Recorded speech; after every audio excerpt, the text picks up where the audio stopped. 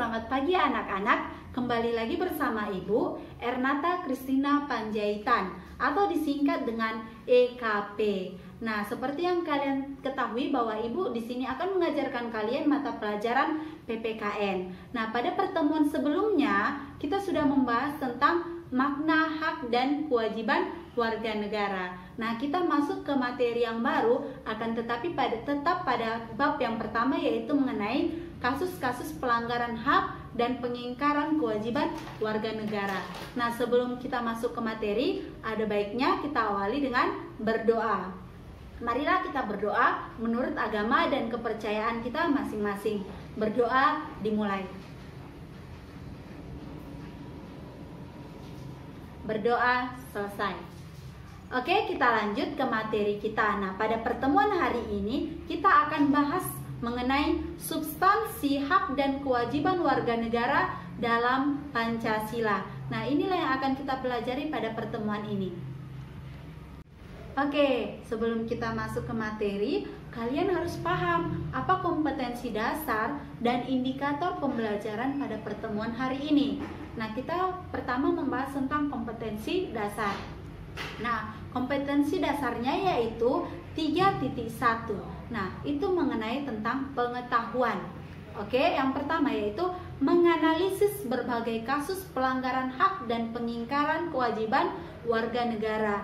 Jadi kalian di sini diharapkan pengetahuan kalian bisa bertambah mengenai menganalisis berbagai kasus pelanggaran hak dan pengingkaran kewajiban warga negara. Dan yang kedua yaitu 4.1, yaitu menyaji pembahasan kasus pelanggaran hak dan pengingkaran kewajiban warga negara. Nah, 4.1 ini berbicara tentang keterampilan kalian dalam menyaji pembahasan hasil telaah kalian tentang kasus pelanggaran dan pengingkaran kewajiban warga negara.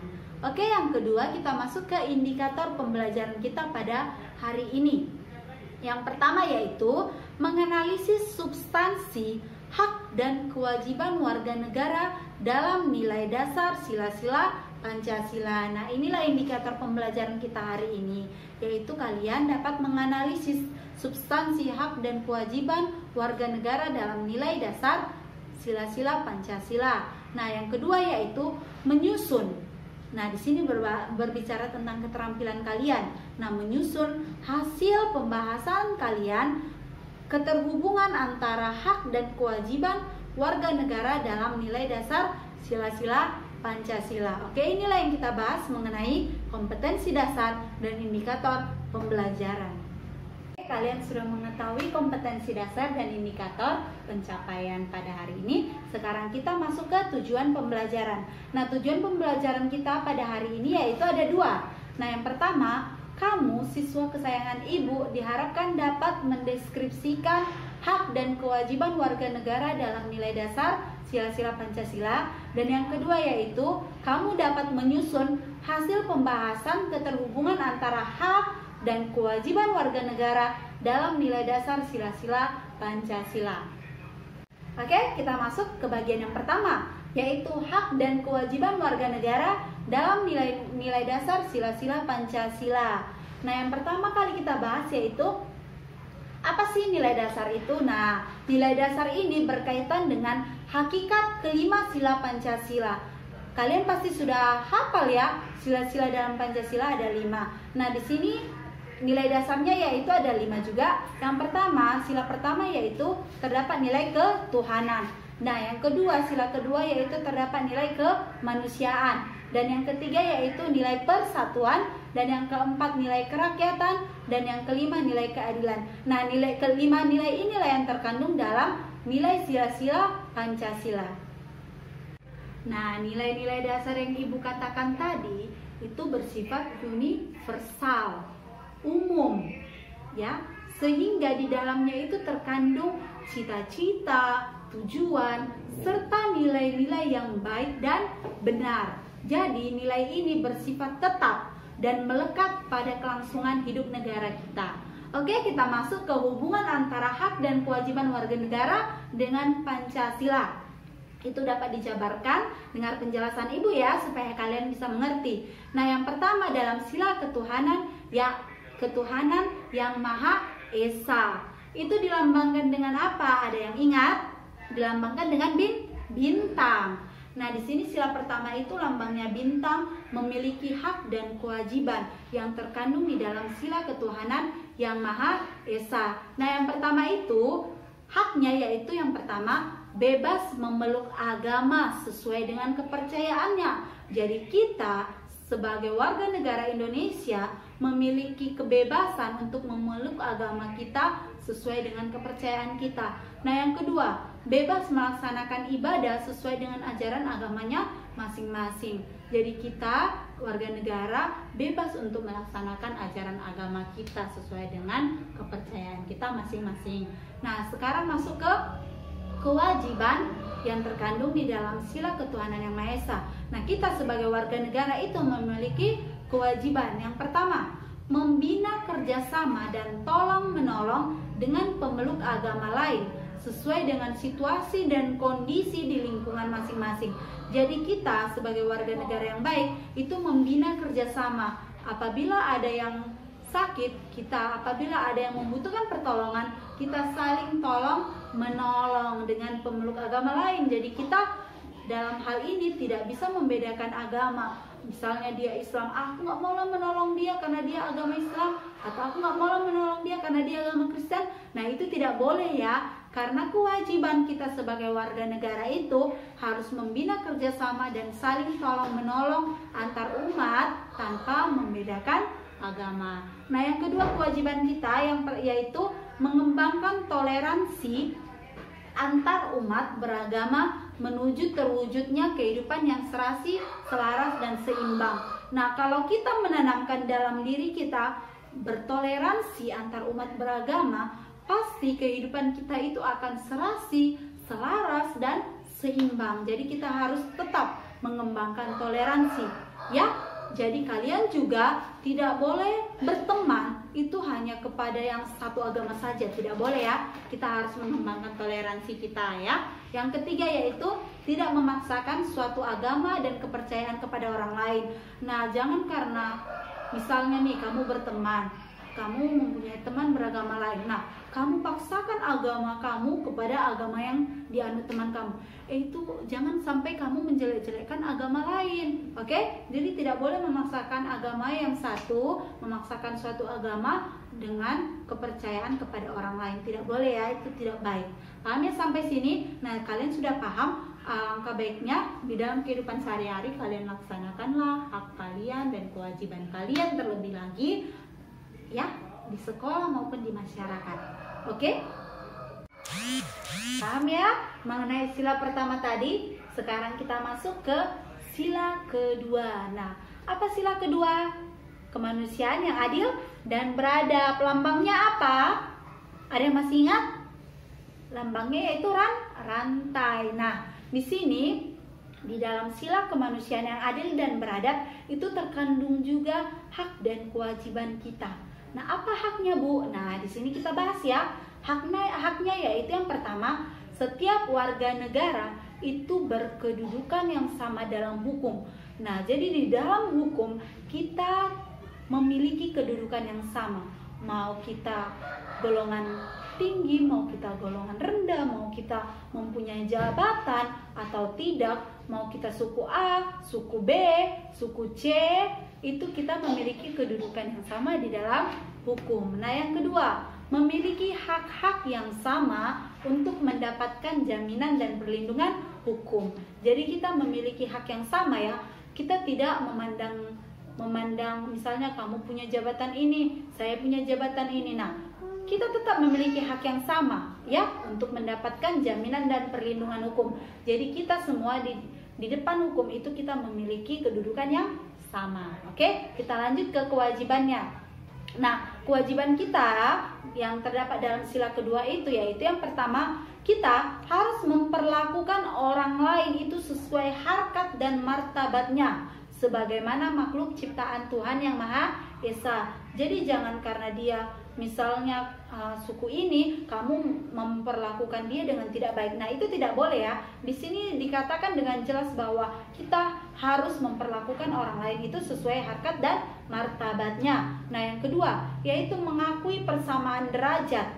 Oke? Kita harus mengakui persamaan derajat, hak dan kewajiban setiap manusia tanpa membedakan suku, keturunan, agama, dan jenis kelamin.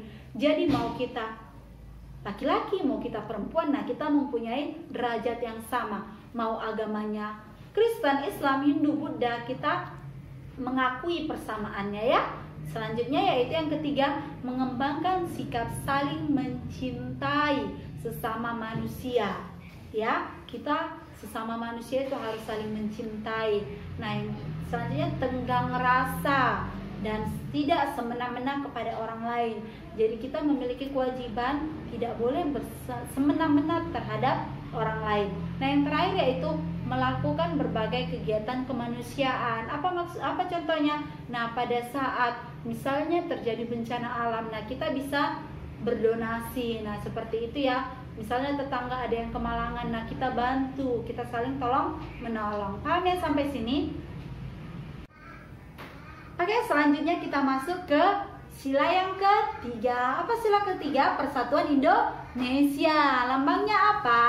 Lambangnya pohon beringin. Nah, di sini di sila Persatuan Indonesia ini juga termuat hak dan kewajiban. Haknya apa, Bu? Nah, haknya itu yaitu menjamin hak setiap warga negara dalam keberagaman yang terjadi kepada masyarakat Indonesia.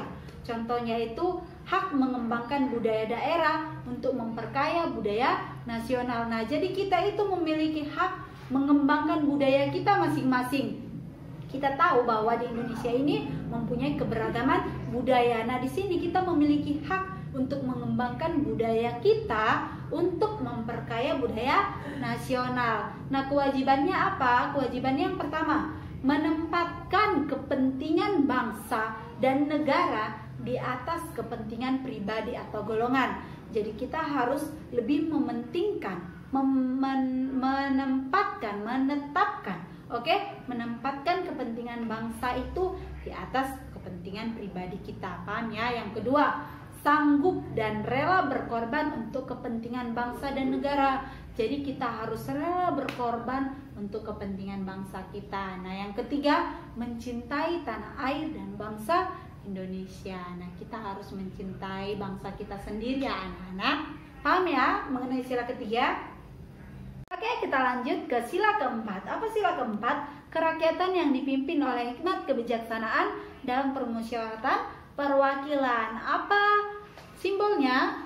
Yaitu kepala banteng. Nah, di sila keempat ini juga termuat hak dan kewajiban kita ya. Haknya itu yang pertama, bebas berpendapat dan berorganisasi. Jadi kita bebas. Kita memiliki kebebasan untuk berpendapat, baik berpendapat di kelas, baik berpendapat di tempat umum. Kita memiliki kebebasan ya. Kita juga memiliki kebebasan berorganisasi ya. Yang kedua, kita berhak untuk berpartisipasi dalam pemilihan umum. Nah, kita kalau sudah memenuhi syarat, kita berhak untuk berpartisipasi memilih dalam pemilihan umum. Oke, selanjutnya yaitu kewajiban. Nah, kewajiban kita yang pertama yaitu mengutamakan musyawarah mufakat dalam setiap pengambilan keputusan. Jadi kalau mau mengambil keputusan itu kita harus bermusyawarah dulu, oke? Nah, yang kedua, tidak memaksakan kehendak kepada orang lain. Nah, kalau kita mempunyai kehendak kita tidak bisa memaksakan kehendak kita kepada orang lain ya. Nah, yang ketiga, memberikan kepercayaan. Ini susah kali ya dilakukan, tapi kita berkewajiban ya. Ini kewajiban kita, jadi harus kita laksanakan. Oke? Yaitu memberikan kepercayaan kepada wakil rakyat yang telah terpilih untuk melaksanakan musyawarah dan menjalankan tugas sebaik-baiknya. Nah, inilah hak dan kewajiban pada sila keempat. Paham ya? Nah, kita lanjut ya mengenai sila kelima, yaitu berbunyi keadilan sosial bagi seluruh rakyat Indonesia. Nah, di di sila kelima ini juga terkandung hak dan kewajiban. Oke, yang pertama kita bahas tentang hak. Nah, hak di sini negara itu mengakui hak milik perorangan, dan hak milik tadi itu dilindungi pemanfaatannya oleh negara dan diberi kesempatan, negara itu memberi kesempatan sebesar-besarnya kepada masyarakat untuk mengelola hak miliknya yang tadi ya. Oke, kita masuk ke kewajiban, yaitu yang pertama mengembangkan sikap gotong royong dan kekeluargaan dengan masyarakat di lingkungan sekitar. Jadi kita di lingkungan kita, dimanapun kita berada, itu kita harus mengembangkan sikap gotong royong dan kekeluargaan, kebersamaan. Yang kedua, tidak melakukan perbuatan yang merugikan kepentingan umum. Nah, jadi kita tidak boleh melakukan perbuatan yang merugikan kepentingan umum. Dan yang ketiga terakhir yaitu suka bekerja keras. Nah, kita harus suka bekerja keras untuk meningkatkan kesejahteraan kita. Paham ya sampai sini? Demikianlah pembelajaran kita hari ini mengenai hak dan kewajiban warga negara dalam nilai dasar sila-sila Pancasila. Nah, setelah kalian selesai mendengar video pembelajaran dari Ibu harapkan kalian anak-anak Ibu dapat mengerti dan memahami apa yang telah Ibu jelaskan tentang hak dan kewajiban warga negara dalam nilai sila Pancasila. Dan sebelum kita mengakhiri pembelajaran, ada baiknya kita berdoa menurut agama dan kepercayaan kita masing-masing. Berdoa dimulai. Berdoa selesai. Oke, sampai jumpa di pertemuan berikutnya. Terima kasih dan selamat pagi.